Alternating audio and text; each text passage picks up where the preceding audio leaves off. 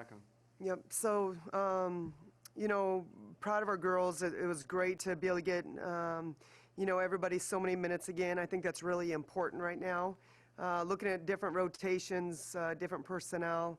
Certainly some things that, we can take away and be excited about. But like I told them in the locker room, these games right now, it's not about the scoreboard. It's about being assignment correct. It's about effort. It's about intensity, focus, 50-50 plays.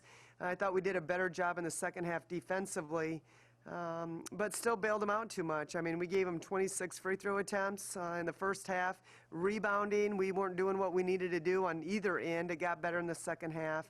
Offensively, the ball still gets stuck too much. We really relying on our motion offense with our ball movement, with our player movement, and just a lot of room for improvement. With that being said, we haven't had practice. I get it. We're relying on film to teach and guide and correct, and that's just where we're at right now. So, tomorrow's another opportunity to shore up on some things, but happy for the girls for sure. Had some kids that shot the ball well, very balanced scoring. A lot of positives we can take away from this as well. Get started with Colin. I know some of it was Oral Roberts missing shots, but what defensively changed for you guys in the second half that maybe wasn't there in the first 10, 15 minutes? Yeah, we just, I think the intensity, again, you can't play the scoreboard. You can't play the opponent. You've got to play to your standard, and we just continue to challenge them in those huddles and at halftime. It's, in my opinion, moving with the flight of the ball. It starts with your stance, not getting hit on screens. And we didn't do a very good job of that. We talk a lot about getting kills, and a kill is 3 defensive stops in a row.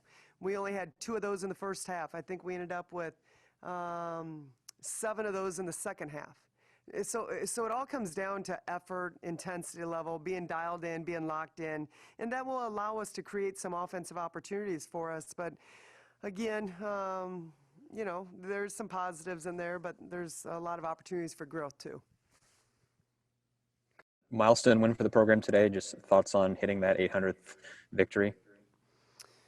There's a lot of history there with previous players and coaches, and I always say it takes a village. It's so much bigger than the players and coaches too. Our fans, our administration, our supporting crew, facilities, band, cheer, dance. I mean, there's just a lot goes into winning. Winning's hard. A lot goes into it. There's a lot of history there, and it's a very good milestone. Haven't put a lot of time or thought into it, just with some other things going on. But my big thing would be there's a lot of people that have played a big role in that, and good for our program. Happy for them. My focus is on Southern Illinois. Anything else for Coach? Rhythm threes versus contested threes early, and so she's got the ability to be a pretty darn good three-point shooter, and it's just understanding when and where and timing, and it's not about outcome results right now. It's just helping her understand the flow, and she had some good looks off some screening action that left her pretty open for a rhythm three. We've also talked a lot about drive and closeouts. Just because you're open doesn't always mean that's the best shot we can get. Sometimes it's about driving the closeout. I think Frankie did a great job of that. First possession of the game that created an easy dump down for Day. And so, just working through some things still, but 10 for 22, 45% from the three-point line.